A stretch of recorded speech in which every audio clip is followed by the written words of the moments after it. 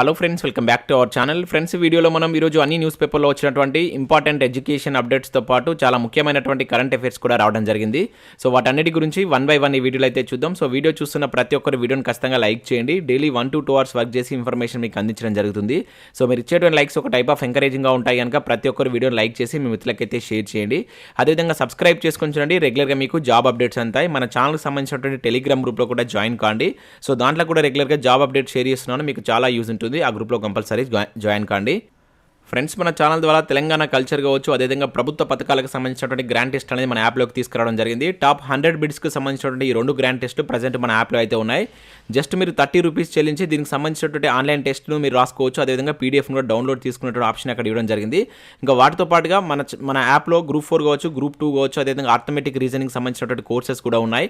అక్కడ sample classes ఉంటాయి. విన్న తర్వాత నచ్చితే కోర్స్ అయితే తీసుకోండి. ఇంకా కరెంట్ అఫైర్స్ పీడిఎఫ్ కూడా పర్ మంత్కి 20 రూపీస్ చొప్పున చెల్లించి మీరు పీడిఎఫ్ని తీసుకోవచ్చు. ఇంకా టెస్ట్ సిరీస్ కూడా ఉన్నాయి. సో తెలంగాణ ఉద్యమ చరిత్రకు సంబంధించిన టెస్ట్ సిరీస్ కావచ్చు, ఇండియన్ పాలిటిక్స్ సంబంధించి తెలంగాణ చరిత్ర అండ్ అదేవిధంగా జనరల్ సైన్స్కి సంబంధించినటువంటి టెస్ట్ సిరీస్తో పాటు జనరల్ స్టడీస్కి సంబంధించినటువంటి షార్ట్ హ్యాండ్ రైటింగ్ నోట్స్ కూడా మన యాప్లో ఉన్నాయి. అక్కడ అన్నిటికి సంబంధించినటువంటి శాంపిల్ టెస్ట్లు కావచ్చు, శాంపిల్ పీడిఎఫ్స్ ఉంటాయి. చూసిన తర్వాత నచ్చితే దానికి సంబంధించిన కోర్స్ అయితే తీసుకోండి. ఫ్రెండ్స్, ఈరోజు అప్డేట్స్ కనుక చూసినట్లయితే మనకు ఫస్ట్ అప్డేట్ వచ్చేసి TSPSC నుంచి 2 ఇంపార్టెంట్ అప్డేట్స్ అయితే రావడం జరిగింది. సో ఇక్కడ చూసినట్లయితే మనకు అసిస్టెంట్ ఇంజనీర్కి సంబంధించినటువంటి ఉద్యోగాలకు సంబంధించినటువంటి ఆల్ టికెట్స్ అయితే యాక్టివేట్ కావడం.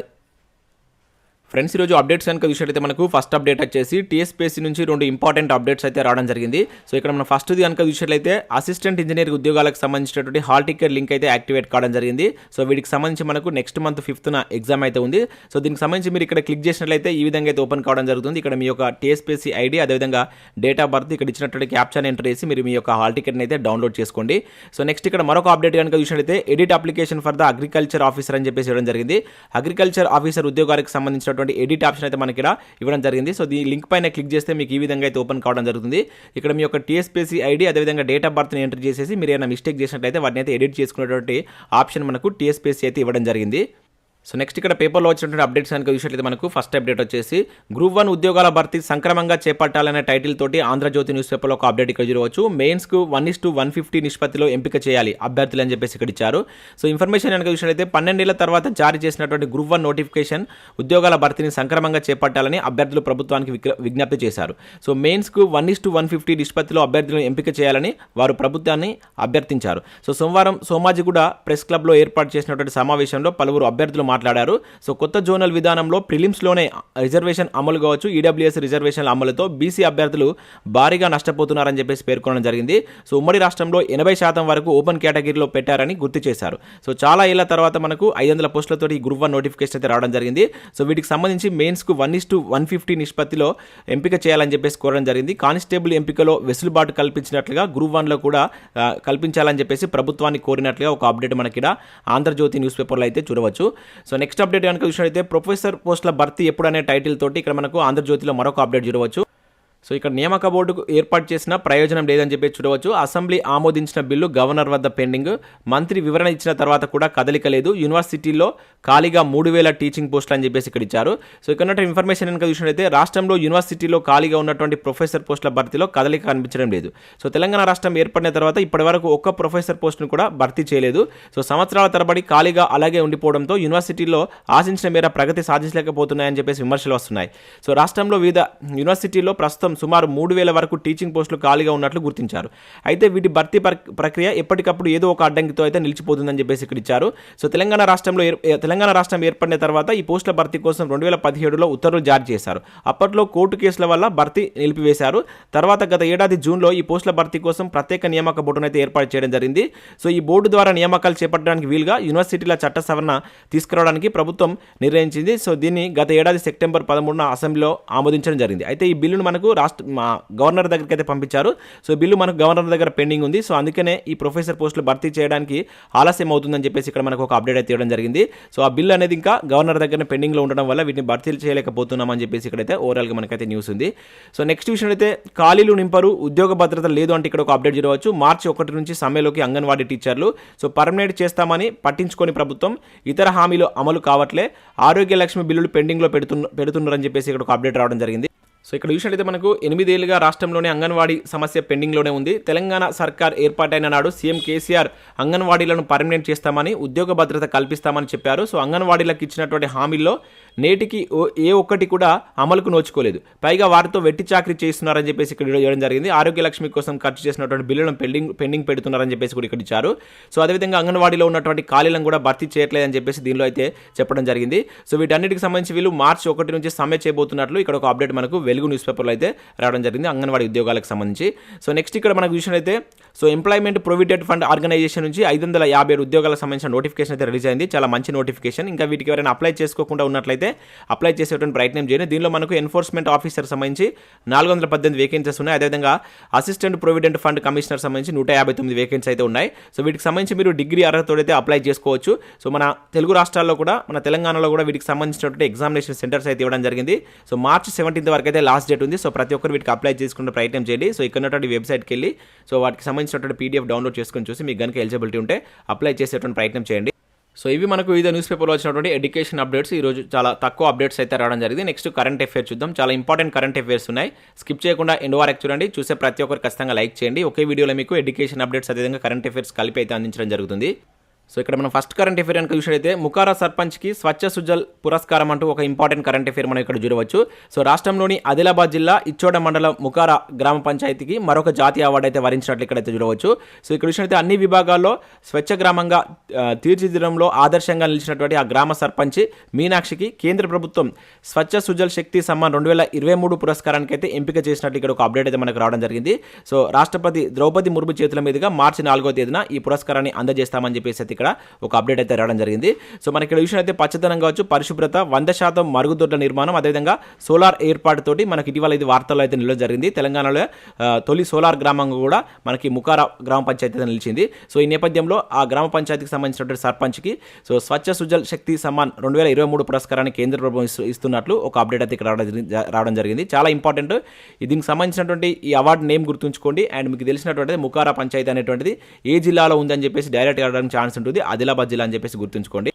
సో ఇక్కడ నెక్స్ట్ కరెంట్ అఫేర్ కనుక చూసినట్లయితే ఆలోచనలకు వారధి అంటూ ఒక ఇంపార్టెంట్ కరెంట్ అఫేర్ చూడవచ్చు. దేశంలోనే అతిపెద్ద ప్రోటోటైపింగ్ టీ వర్క్ సెంటర్ అని చెప్పేసి ఇక్కడ ఇచ్చారు. సో మార్చి 2న ప్రారంభానికి ఏర్పాట్లు, విశాల ప్రాంగణంలో కొత్త భవనం. సో ట్విట్టర్ వేదికగా ఐటీ శాఖ మంత్రి కేటీఆర్ వెల్లడి అని చెప్పేసి ఇక్కడ ఇచ్చారు. సో ఇక్కడ మనం చూసినట్లయితే ఐటీ, ఫార్మా, అదేవిధంగా లైఫ్ సైన్సెస్ రంగాలకు కేర్ ఆఫ్ అడ్రస్గా మారినటువంటి తెలంగాణ ఇప్పుడు టీ వర్క్స్తో నూతన ఆవిష్కరణలకు ఊతం ఇవ్వనుంది. సో దేశంలోనే అతిపెద్ద ప్రోటోటైపింగ్ సెంటర్ను తెలంగాణ సర్కార్ సిద్ధం చేసింది. సో వివిధ రకాల నమూనాలను డిజైన్ చేయడం కావచ్చు, నిర్మించడం ప్రస్తుతం చాలా ఖర్చుతో కూడుకుంది. సో అలాంటి ఖర్చుతో కూడుకున్నటువంటి వ్యవహారాన్ని పూర్తిగా తగ్గిస్తూ దేశంలోనే మొట్టమొదటి ప్రోటోటైపింగ్ కేంద్రాన్ని ఏర్పాటు చేసిందంటూ ఇక్కడ ఒక ఇంపార్టెంట్ కరెంట్ అఫేర్ మనం చూడవచ్చు. హైదరాబాద్లో దీని అయితే ఏర్పాటు చేస్తారు. సో దీన్ని మనకు మార్చి 2వ తేదీన కేటీఆర్ గారు అయితే ఓపెన్ చేయబోతున్నారు. ప్లేస్ గుర్తుంచుకోండి, అది ఏంటనేది డైరెక్ట్గా దాని నేమ్ గుర్తుంచుకోండి. ప్రోటోటైపింగ్ టీ వర్క్ సెంటర్ను మనకు దేశంలోనే మొట్టమొదటిసారిగా తెలంగాణలో అయితే ఏర్పాటు చేయడం జరిగింది. సో నెక్స్ట్ కరెంట్ అఫేర్ అయితే వృద్ధుల కోసం డే కేర్ హాస్టల్ ఇక్కడ చూడవచ్చు. ఎల్లారెడ్డిపేటలో రాష్ట్రంలోనే తొలి కేంద్రం అని ఇచ్చారు. సో నేడు మంత్రి కేటీఆర్ చేతుల మీదుగా ప్రారంభం అని చెప్పేసి ఇక్కడ ఇవ్వడం జరిగింది. సో మనకు రాష్ట్రంలోనే తొలిసారిగా సో రాజన్న సిరిసిల్ల జిల్లా ఎల్లారెడ్డిపేటలో ఎస్టీ హాస్టల్లో ప్రయోగాత్మకంగా మనకు డే కేర్ సెంటర్ను ప్రభుత్వం అయితే ఏర్పాటు చేస్తుంది. సో మంత్రి కేటీఆర్ మంగళవారం దీని అయితే ప్రారంభించినట్లు ఇక్కడ ఒక అప్డేట్ అయితే రావడం జరిగింది. ఇది మనకు రాష్ట్రంలోనే తొలిసారిగా ప్రభుత్వం చేపట్టినటువంటి డే కేర్ సెంటర్ కనుక గుర్తుంచుకోండి. ఎల్లారెడ్డిపేట అనేది మనకు రాజన్న సిరిసిల్ల జిల్లాలో ఉండేటువంటి ప్లేస్.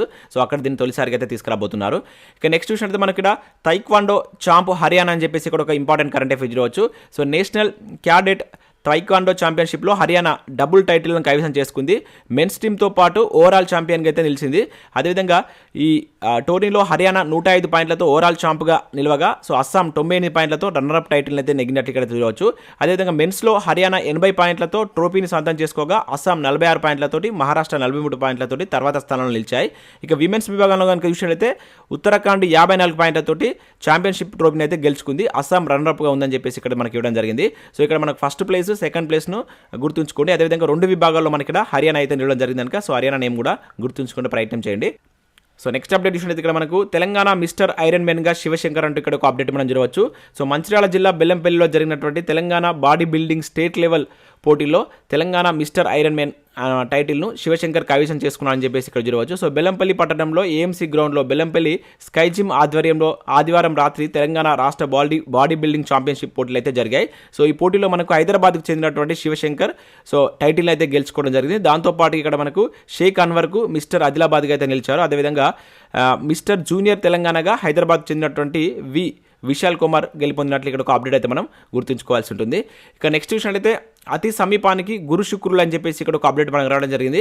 సో గురు శుక్ర గ్రహాలు పరస్పరం అత్యంత సమీపానికి రానున్నాయి. సో ఈ అరుదైనటువంటి ఘటన మనకు మార్చి 1వ తేదీన కనువిందు చేయనున్నట్లు ఇక్కడికైతే రావడం జరిగింది. సో ఆ రాత్రి భూమి నుంచి చూస్తే అవి రెండు దాదాపుగా ఒకటినొకటి తాకుతున్నట్లుగా అయితే కనిపిస్తాయంట.